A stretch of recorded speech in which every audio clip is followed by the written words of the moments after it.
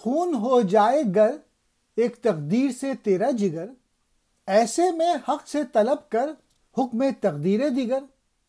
تو اگر تقدیر نو چاہے تو یکسر ہے روا، کیونکہ تقدیرات حق کی تو نہیں ہے انتہا۔ رہ گئے نقد خودی کو کر کے گم اہل زمیں، نکتہ تقدیر ان کی فہم میں آیا نہیں۔ رمز گو باریک ہے ایک حرف میں مضمر ہے وہ، تو اگر ہو جائے دیگر بے گماں دیگر ہے وہ۔ خاک اگر بن جائے تو نظر ہوا ہو کر رہے، سنگ بن جائے تو ریزہ ریزہ شیشوں کو کرے۔ تو جو شبنم ہے تیری تقدیر ہے افطندگی، تو جو قلزم ہے تیری تقدیر ہے پائندگی۔ بہت ہی امپورٹنٹ شعر ہیں، ان کو ہر وقت اپنے پاس رکھنا چاہیے۔ اگر ایک تقدیر سے تیرا جگر خوں ہو جاتا ہے تو اللہ تعالیٰ سے ایک اور تقدیر کی خواہش کر۔ گویا تدبیر بھی ضروری ہے۔ اگر ایک تقدیر سے مصیبت پیش آتی ہے تو اسے تدبیر سے دور کر۔ قدرت نے تجھے عقل و شعور سے نوازا ہے، تو اس لیے اس سے کام لے کر اپنی بہتری کا ساماں کرے اور مصیبت سے بچ جائے۔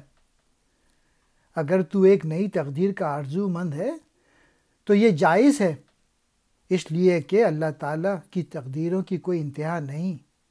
مطلب یہی کہ اگر تو اپنی تقدیر بدلنے کے لیے کوئی اور تقدیر یعنی تدبیر چاہتا ہے تو ضرور مانگ، کیونکہ ہر تقدیر کے لیے تدبیر بھی ہے۔ اہل زمیں تو اپنی خودی کی نقدی ہی ہار بیٹھے ہیں، یہی وجہ ہے کہ انہوں نے تقدیر کے نقطے کو نہ سمجھا۔ اگر وہ اپنی خودی سے آگاہ ہو جائیں تو وہ نہ صرف اپنی تقدیر سنوار سکتے ہیں بلکہ کائنات کو مسخر اپنی بقا کا سامان کر سکتے ہیں۔ اس تقدیر کی گہری رمز ایک بات میں پوشیدہ ہے، اور وہ یہ کہ اگر تو بدل جائے تو تقدیر بھی بدل جائے۔ گویا تو اگر جد و جہد کر، عمل کر اور تدبیر سے کام لے گا تو اپنی تقدیر کو سنوار لے گا۔ تو اگر خاک ہو جائے تو تجھے قدرت ہوا کی نظر کر دے گی، تو اڑ جائے گا، اور اگر تو پتھر بن جائے گا تو تجھے وہ شیشے پہ مارے گی۔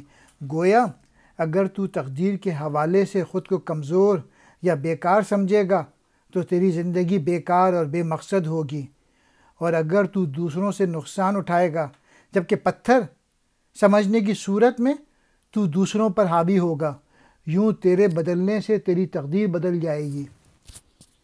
کیا تو شبنم ہے؟ اگر ایسا ہے تو اوپر سے نیچے گرنا تیرا مقدر ہے۔ کیا تو سمندر ہے؟ اگر ایسا ہے تو بقا تیری تقدیر ہے۔ افطندگی کہتے ہیں گرنا، اوپر سے نیچے گرنا۔ قلزمی، کیا تو سمندر ہے؟ پائندگی کہتے ہیں بقا کو، دوام کو، ہمیشہ رہنا۔